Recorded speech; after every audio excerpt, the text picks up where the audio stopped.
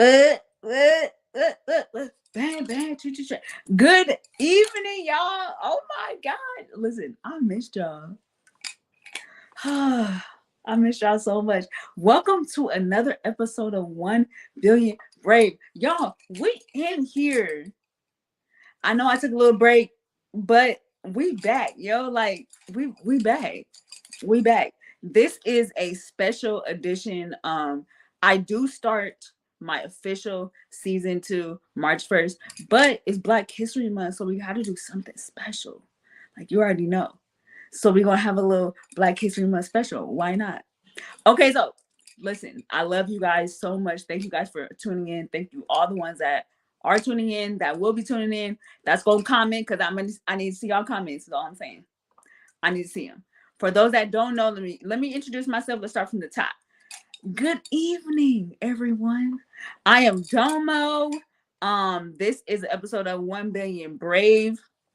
This talk show is a talk show about the disabled community, about specialists that either work in the disabled community or people that essential caregivers, those that can help. That's literally what it's about. How they break the stigma beyond their condition. That is the biggest point of this show. Pink Diva Rockstar, I see you. I see you, Pink Diva Rockstar.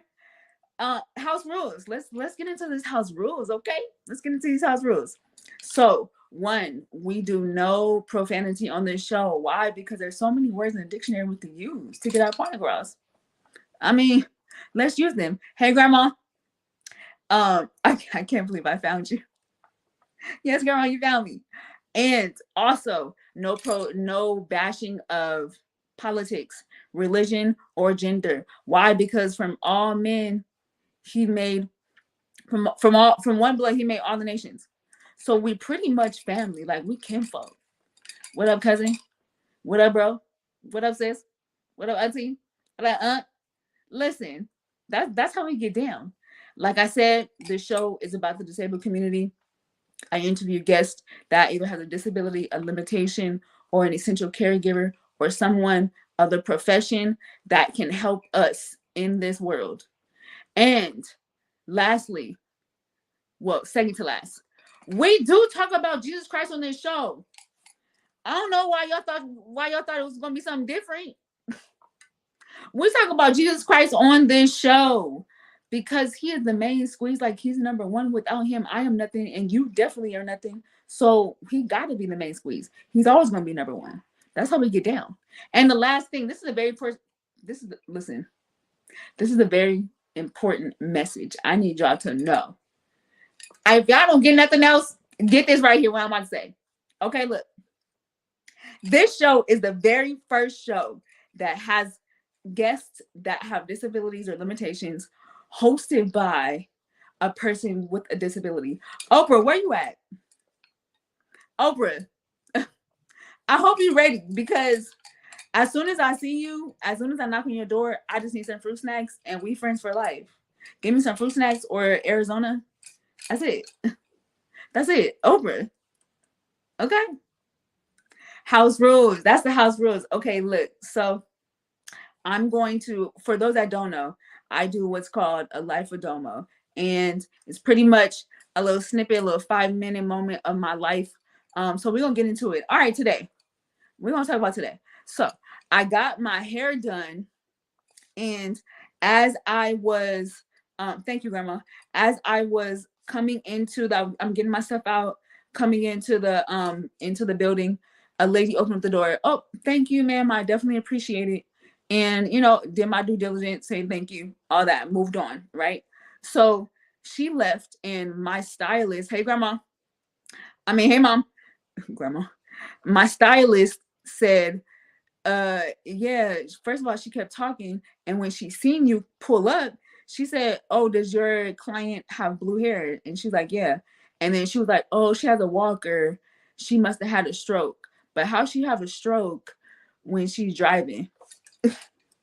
And my stylist said, because she never had a stroke. First of all, don't diagnose me. If you're going to diagnose me, say something worthwhile. A stroke? Just because you see me with a walker, you automatically think I have a stroke. I ain't never had a stroke and never will have a stroke in Jesus' name. Okay? If you're gonna say I have something, say, oh, she must have had favor. She must have had a purpose. Come on, she must have had a calling. And if you want to use stroke, if you want to use the S's, she must have had sovereign grace. She must have had sufficient grace.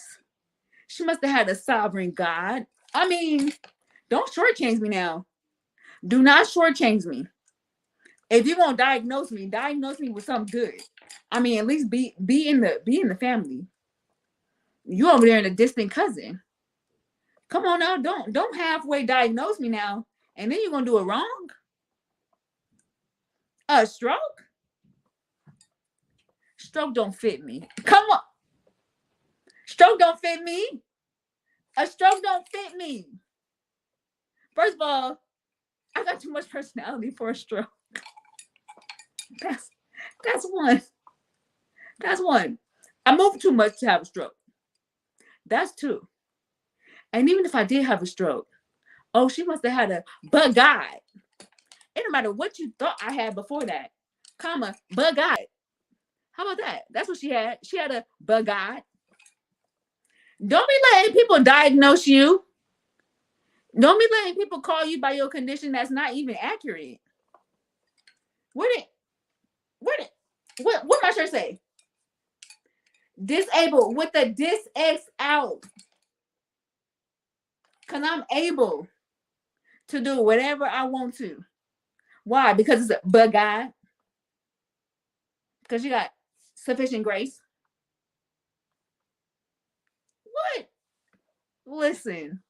First of all, I'm very thankful that shout out to my stylist Tandra, because I wasn't even in the room when she said it, and she already cut the lady off by saying no, she don't have a stroke. And the beautiful thing was she doesn't even know my condition. She doesn't know what I have. She just knows that I have a walker and she knows I have a disability. And she never asked. And I feel like she has compassion over people that have disabilities, and I'm not the only one that has a disability that's her client. So I'm very grateful for that. But her sister has a disability, and so she understands how people can misdiagnose and kind of look up and just think that they know what they have by what they carry. I don't carry who I am. What? I carry what I am. I am a child of the king. I am a king's kid. I will live and not die. Y'all don't let people misdiagnose you. Do not. You call me by my name. You don't call me by my diagnosis. Because you're wrong anyway. A stroke. Do I look? Do I look at a stroke? Or do I look like favor? Do I look like second chance? Okay. Okay. Huh. Listen, that's the stuff I be dealing with. Don't let the disability fool you. I say it and I'm gonna keep on saying it. Do not let the disability fool you. It's about the mental. It's about that mind. And I'm so glad that we have the guest that we have tonight, because let me tell y'all, first of all, she's my sister. I love her so much. She looks out for me like crazy. And also, she is a clinical therapist. This is what she does for a living. Talk about mental health right now. Mental health is at an all-time high, and that was one of the reasons why I wanted to bring her on tonight as a special addition, because we can no longer act like we don't need a therapist for those that have mental health issues, for those that are struggling. Therapy is dope. If you need therapy, go and get yourself some therapy, and it's okay. It is okay if you need therapy, but you shall live and not die, and you got to do the work. And if the work is therapy, go and get yourself some therapy. And for those that don't, it's okay, because I got you tonight, because we actually have a therapist for you. We're gonna bring out listen, my sister, I'm telling y'all now, be prepared because we act a fool together. We act a fool together. We do what we do, but we keep God first in everything that we do. And we're church kids, so it's in us. It's in us, okay? Brittany, LaShea, let's go. Where are you at? Brittany. Uh, uh. Y'all hear me? Yes. Yeah, we definitely can. Okay, Try me. cool. Come on. Come, What come the on, shirt Black. say? What the shirt say? Come on, Black History Month. With Yes, Malcolm that, X. I love it. I And know that. the earrings, oh God. Come, let's go. They're not ready. They are not ready. Got to be on one accord. Britt, thank you so much for being a guest on the show. I definitely appreciate it. Absolutely. For real. Okay, let's get into it. First of all, please introduce yourself. What's your name? Where are you from? And your occupation. What you do? What you do, girl? What you do? Hey, y'all. My name is Brittany LaShea, born and raised in San Diego, California. There you go. Come on, come on. I'm a mommy. I'm a lover, homegirl, friend, cousin, sister. Look, but today we're going to be talking about the hat that I wear, aka being a therapist. That's it. Listen, we have a black therapist, y'all. Listen, listen. We have A black black therapists, therapist. but we'll get there. Yes. Okay, so let's get in. Let's delve right in. We about to just delve right into it because um I'm gonna go back to a few weeks ago when you had a vision board party, right? And it was so dope because it was all women, it was all colored women, and it was a vision board for us to put down on paper, write the vision, make it plain, right? To put it on Right. paper, literally what we want to see ourselves accomplish this year. And it was so dope because the therapist side of you came out and we started talking about the real life stuff. Ain't no fluff and all that stuff all the time. No, no, no. What you struggling with, what you dealing with, what the obstacles, right? So there was a question that you posed and you asked, what's your fear and what's a hurdle, right? Remember that question? Come So on, Hurdle. I remember I answered it, and I'm about to be like so transparent to you and to everybody. I remember I answered it, and I was like, "Yo, my fear is that I'm doing all this in vain. Like, what I'm doing doesn't really isn't really going to reach the masses. I feel like personally. What up, Ash? Isn't going to meet the masses personally because I feel like my niche is such for a small community, it's not going to reach the masses, right? And I felt like my hurdle was um I'm not going to be heard.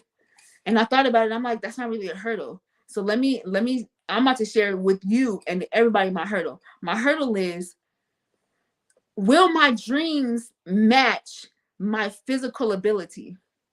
Mm.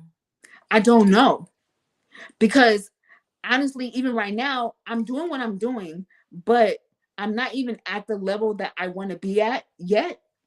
And so I'm like, dang, no more right now. You halfway tired. Like, you need naps. Are your dreams gonna match? Are you going to be physically able to match where you want to go? That's a huge hurdle, right? So so for someone like that would deal with something mentally like that, because that can sometimes lead to um am I worthy? Am I worthy? Am I worth it? So right now, dealing with people that are committing suicide, that has a lot to do with mental, right? How do you Right. stop them from acting it? Because it may, the mindset may come, but how do you stop them from acting on that? Mm-hmm. That's a really deep question, and it takes me back to when I kind of first started out in the game like a decade ago. It's crazy. I've been doing therapy for 11 years. It's crazy. But around when I first started, all the therapists got to kind of be like out there in the trenches. So you're doing a lot of community based work with people who are really, really suffering and having a hard time. So there was a client of mine who almost every other day she was attempting to take her life, whether it was pills, whether it was hanging herself, different things like that. Right? And then blessed with me as a therapist, and I took this girl everywhere mentally. Right, I took her home with me, to sleep, like on Yeah. vacation. I was so worried. And my supervisor at the time had to sit me down and ask me, are you able to be okay with not being okay? That was, and it stuck with me forever as a healer, as a counselor, because the truth is I can't stop her from doing nothing, and I can't make her do anything. If she wants to do it, she will. I realized that my job was to remind her of all the reasons that she should live. Yeah. I always gratefulness. Anytime I get a client that's suicidal, anybody on this live that may be suicidal, I start with gratefulness. I have them for like a week straight. All I want you to do is wake up every day and just think about the things that you are grateful for. If you think it, you'll start to act on it, right? So the thought becomes a feeling, becomes a behavior. And I always remind people of that. So if you think if you think about how you're so grateful, that you'll start to feel grateful. And then if you're grateful, why would you take your life? Right. So it's a Right. recipe. Come on, recipe. Okay. So that's kind of where I come from, right? I just have a conversation about gratefulness, and then we kind of go from there. So it's not about me stopping her from doing it, or him, or them. It is encouraging them to see all the light that is around them, and the light that is in them that, I want to bring out so that Yeah. they no longer. That's deep. That's deep. And because of this, like, pandemic, and a lot of people are dealing with just a lot, like everything, right? All at once.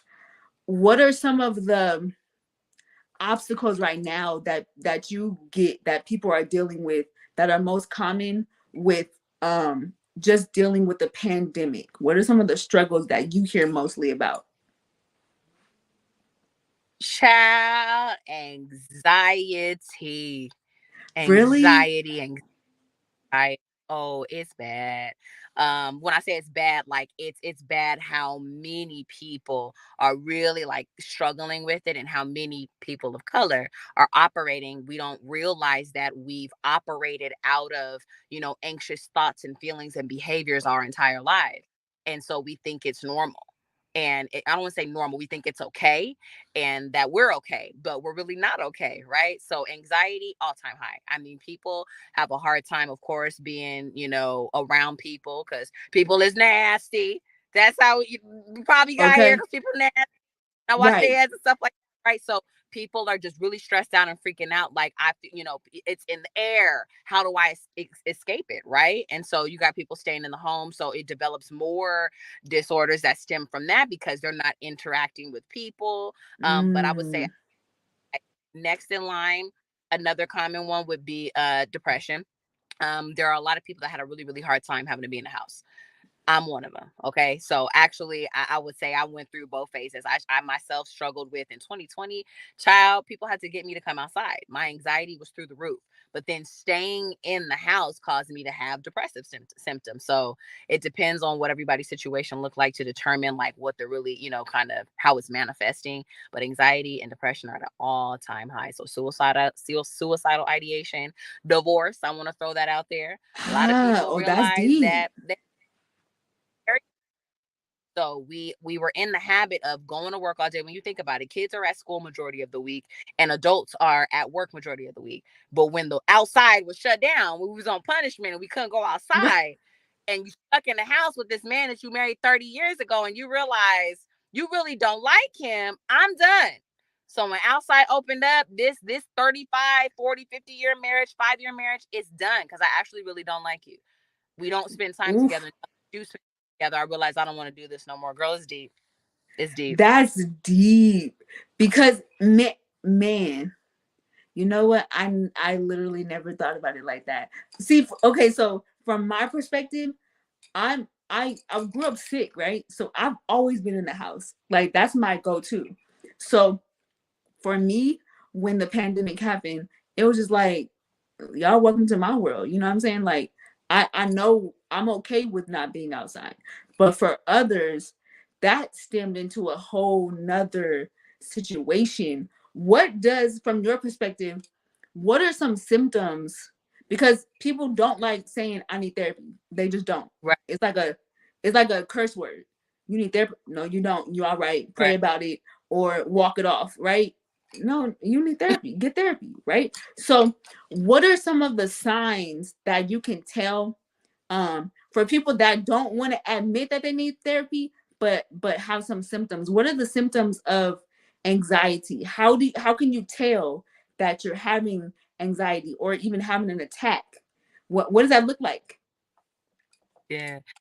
Oh, again, it looks different for everyone, but I mean, textbook kind of anxious symptoms would look like you are panic attacks. A lot of people are having just full blown panic attacks, right? Your heart starts to be fast. You start to get sweaty palms. Your mind starts to race. You feel closed in, like escape, wherever you're at, even if you're outside, right? Uh-oh, light is turning off.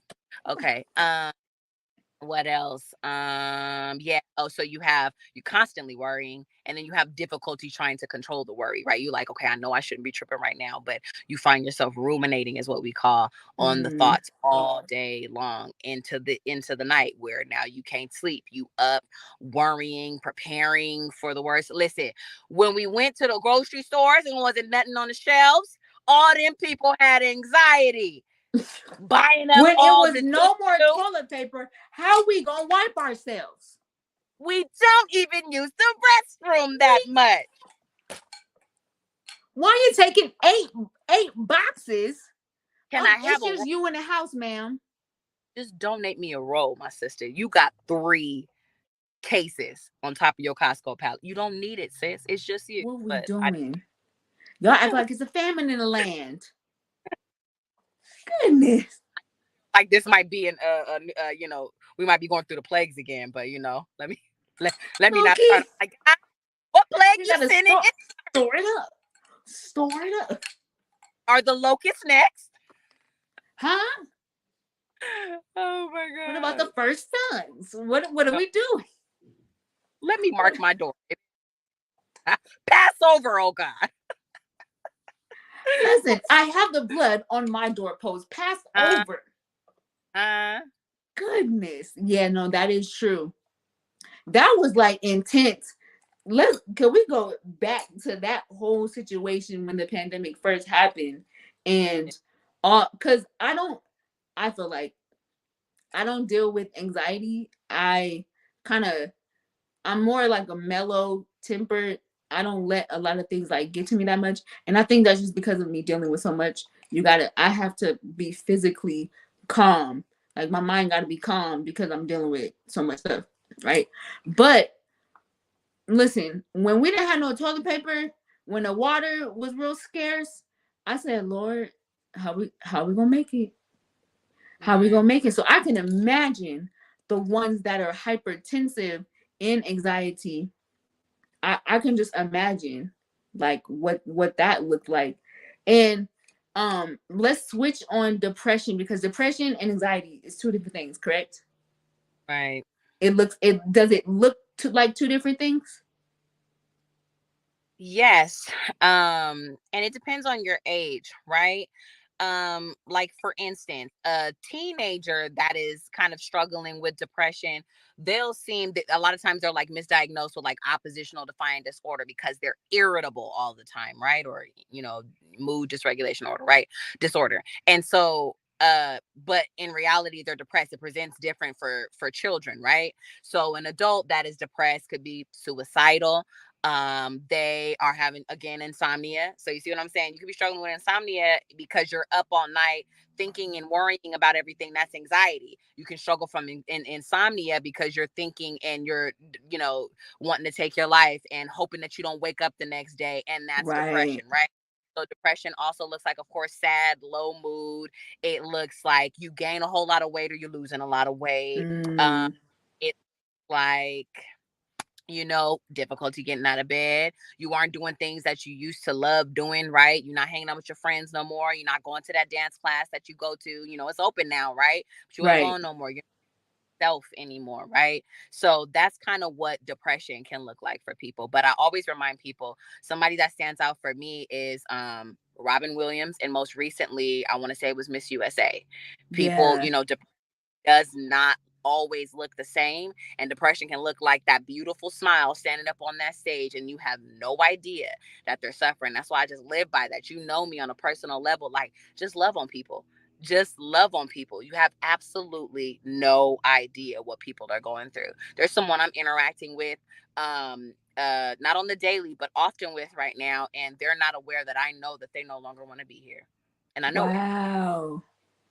And so I'm just doing my due diligence to just be the light. I'm not doing too much, you know what I mean? People like to pull back from that. If you sad and depressed, sometimes seeing the light is hard, like, because life ain't good right now. I don't want to be happy, right? You want to disengage from that.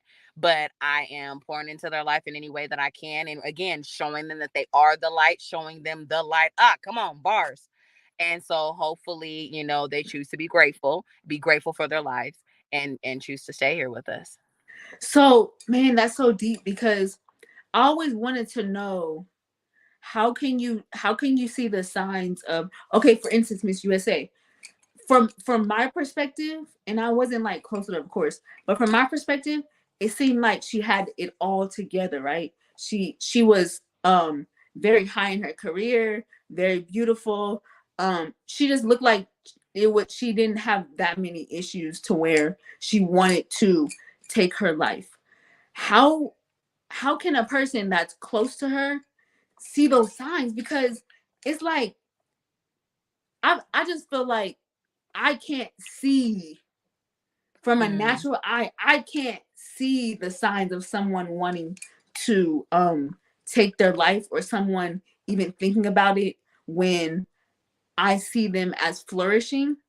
And if I'm talking to them, for instance, and they just, it's like all fluff. It's nothing different from our average conversations. mm. So how can you check in without checking in? That's good. That's really good. Because some people are really good at covering it up, right? People like me and my profession, we know the signs, so we know exactly what to not show people to make it seem like everything is all good, right? Right. Um, I would say tapping in about basic stuff, right? Asking them like, "What you eat today? Oh, you didn't eat nothing today? Okay, well, what you eat yesterday? You didn't eat yesterday either." You see what I'm saying? Like, oh, like, being homies like me and Yeah. you come close, and my sit down air stank. Come on, you didn't smell somebody sit down air stinking. This, I love you. It's the So wit for last me. time, when the last time you hit that thing with a washcloth? You know what I mean? It depends on your relationship with people, but you can ask the basic questions. You want to ask the basic things like, you sleep good last night? So did you Yeah. eat?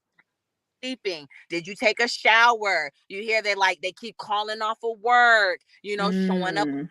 Oh, like, those are telltale signs like something is wrong. But also in the reverse, when people do too much, and they're doing too much, trying to cover it up. So like things are just really extra, like overly happy, giving away things. That's a telltale sign sometimes. Like when it's like, wait, why is she giving away like grandma's jewelry set?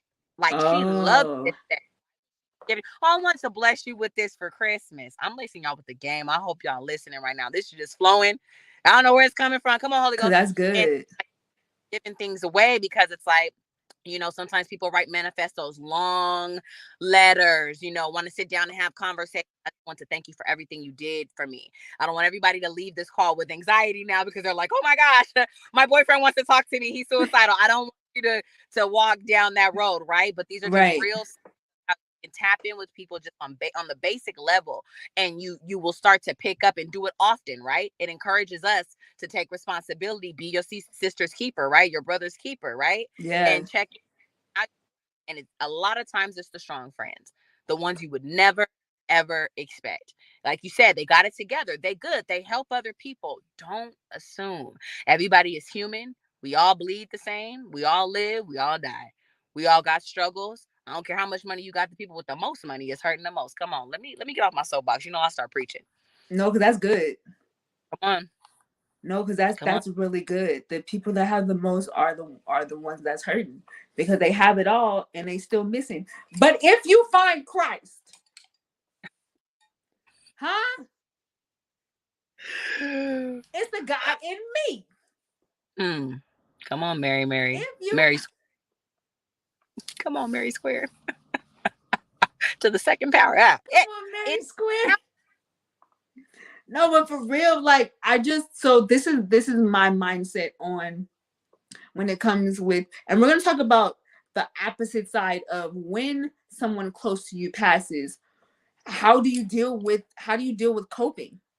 Because that's important too. We want to deal with both sides from your professional perspective on how to deal with life in general, right? So from my perspective, um I feel like when people take their lives, this is how I see it. Okay, so God made this super dope picture. He's in the process of painting this like masterpiece, right? And someone just crumbles it before it's even done. It's like, well, dang, you didn't even let me finish. Like, you're looking at it from it's halfway being done, and you didn't even give it an option to fulfill itself. And that's how I see it as when someone takes their lives themselves. I'm just like, you're a masterpiece, but you were in the process of being completed. And you didn't even wait till it was done yet to even see how much potential you had. You saw where you were at and you didn't like where you were at. So you decided to take everything. And mm-hmm. that's I don't, and it's like you can't really talk to them about, what happened, but I just feel like what is it? What is it that bad in your life, or a scenario or a situation that happened that bad in your life that you want to just end it? Everything. Like you want to end it. Oh, I always battle with that because I'm just like, dang, I just wish people would just wait, just have like a little patience, just to see that little dim, like that, just that one potential. If I wake up every day, obviously it's for a reason, because I feel like God know how to take you out if he wants to. Like Can he I don't chime? need help. Let me chime in. I recently started seeing clients on a new platform. I can't wait to talk to the people about how to get therapy nowadays because it's like it's phenomenal all the different ways Yeah. that you can, right? But I saw, I mean, I don't know, maybe 30 something people last week alone. Probably 6 of them had struggled with suicidality at some point in their lives, right? And I have never in 11 years of doing therapy, I have never talked to someone who attempted suicide and was not successful and wasn't grateful. Majority of them say, you know, I had what I needed. I had the thing ready to hang myself. I had the knife, I had the pills, I had whatever.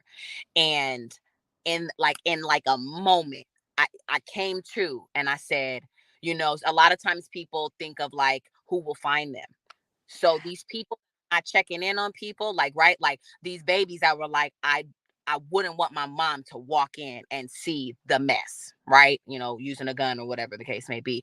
I wouldn't want, my boyfriend to have to live with with finding me, when he comes home from work, right? So every single person has always said, like, I just came to like at the last second. I have worked with people who actually went through with it and wasn't successful. I talked to a 15-year-old kid recently who said he tried 3 times to hang himself and it never worked. And on the third time, he just gave up.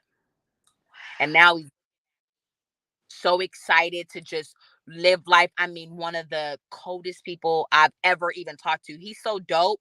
And I'm so honored to be able to speak to him every day because, dig into that, right? Like you tried 3 times. You were determined, right? Like we said earlier, somebody who really wants to do this thing is really going to do this thing. And he was like, after the Right. third time, felt like I didn't know how to do it. And so there was no, I wanted to go, but I felt like I wasn't doing it. Right. And so now on the other Yeah. side, however however long, later, he's like, wow, like I'm no longer in that space. Life is great. I'm so glad I'm here. And I would love to find more reasons why, I deserve to be here. I'm wanted here. I'm loved. I'm needed. Just telling somebody, a stranger. Somebody texted me the other day and they were like, I just want to let you know I love you. I got a new phone. The number wasn't saved. I said, I'm sorry, this is a new number. This is a new phone. I don't know who this is. But then I Yeah. responded. I said, it doesn't matter who it is. And it doesn't matter if it's by accident and I don't know you. I just want you to know I love you. And Right. yes, I have to know you to love you.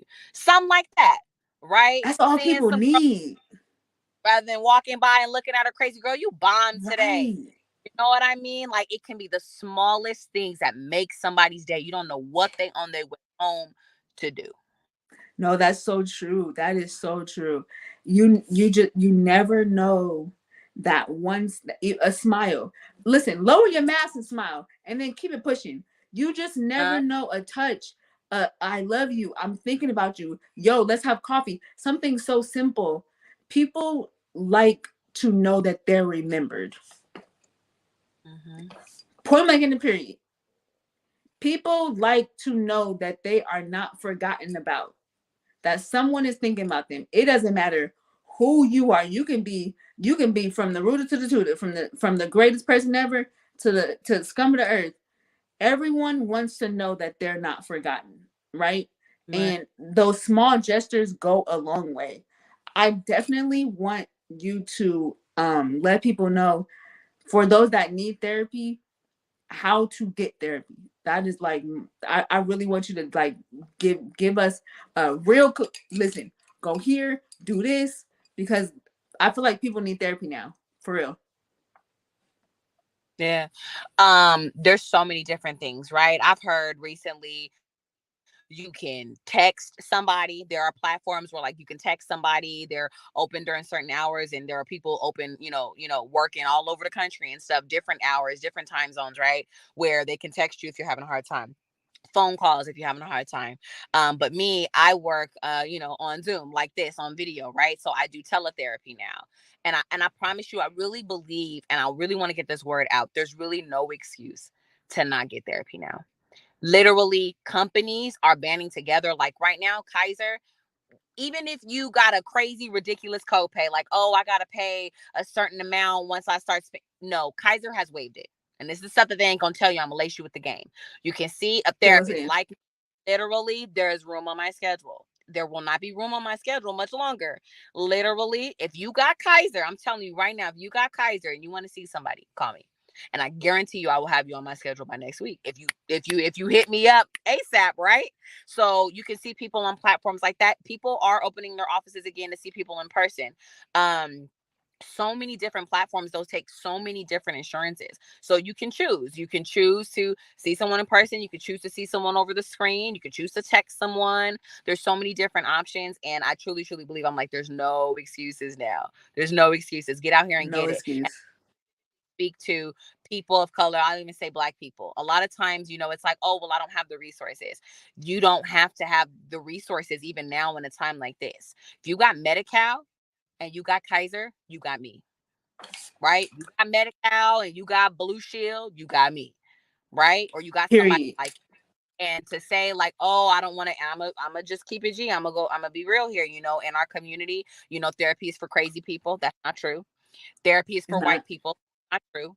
So, there are people out there that talk like you, that look like you. My hair is a different color almost every week. I wear my nails long. Every. I talk with a twang and I walk with a twist. You know what I mean? Like there are Yes. people out natural fly. And I want people to know, if you are currently seeing someone and it's not doing it for you, you have the right, you have the ability to go and find who you need. I just now this year, 11 years into the game, found a lady and I said, if I ain't got insurance, I don't care if I got to go drive Lyft once a week to pay for her session. I love my therapist. My therapist. And I'm going to see her and I'm going to invest in it. And that's another thing that I think sometimes people don't realize. And I'm not even coming from the angle of like people of color, anything like that, like don't got money. Because guess what? We real fluent out here. Okay. So Right. affluent. So people that got money, take your money and invest in something that you're going to be able to use for the rest of your life. That will For real. literally transform your life. You can pay $150 for some Jordans, but won't pay $150 for some therapy. I'm gonna look to the left. Okay, one that's gonna save your life, or one that's gonna wear off. Huh? Huh? I'm walking into a therapy office. That makes sense. And my Jordans. Come on. Stomping in my Air Force That's it. That's Ones. all. Huh? What are we doing? I'm Right. walking. I'm walking I'm into abundance. walking on sunshine. You know, Oh, oh, oh. Yo, Britt, thank you so much for gracing the stage. I definitely appreciate it. I never take it lightly, friends or not. I respect your profession and it's so needed right now. And I thank you for taking the time out to share with not only me, the people on here, how important therapy is, how important mental health is. If you have anxiety, if you have depression, if you have any signs of wanting to take your life, please see a therapist. Not only is Brittany a therapist, she is a saved therapist. Okay, so she coming from the books and the Bible. and I want to tip. I want to speak on that too. Sometimes people ask, like, how do you, like, are you this Christian therapist? And at one point, I wanted to identify myself as that. Still, may in the future, not sure. But there's a part of me, I've learned how to incorporate things that are in the Word that we live by and we walk by, right? And not so much say John 3:16 said, right? I can teach the same idea to a child, like, oh, well, this kid is bullying you. Did you need to bully him back? Oh, what if we, go talk to a teacher, right? That's my way of saying, Right. No, for like, oh, real. it's you. That doesn't mean you need to hit him back. Turn the other cheek, right? You know what I mean? So there's so many times I will lace the word in there and they don't even know. And so No, I that's want to, true. who may be watching, who don't believe in the God that we believe in, right? And so, Nita Booker, come Kendall on, uh, PK book said, "What book up, me. Brandon? Love you, cousin." PK said, "We need her in our case to play at the church." Huh? Huh? That's what he said. So I He wanted to said speak it. to believe in the things we believe in. Just know that it's we welcome religion and we enter into that space with people with our clients when they want that. So I'm not forceful Yeah. at all. Clients that I've Right. worked beginning to end, and they never knew I was a believer per se because I didn't say it. It's not about me. Right. It's about, and you deserve to have that 1 hour a week. Sometimes you can see somebody 2 hours a week or whatever that may be, or every other week, to make it about you, where you sit in a room. It feels so good for me. My whole life is about other people. My job is about other Yeah. people. 1 hour a week, I get to sit behind a screen and just, a lot of times I just instantly decompress. Like, this is my time. You deserve to have that time just for you. And I promise you, it helps you keep going and getting better and getting stronger and wiser, for real. That's what it's about. That's the most important thing right now. Getting better and getting wiser because we need you to live. Live, live, live, live, live.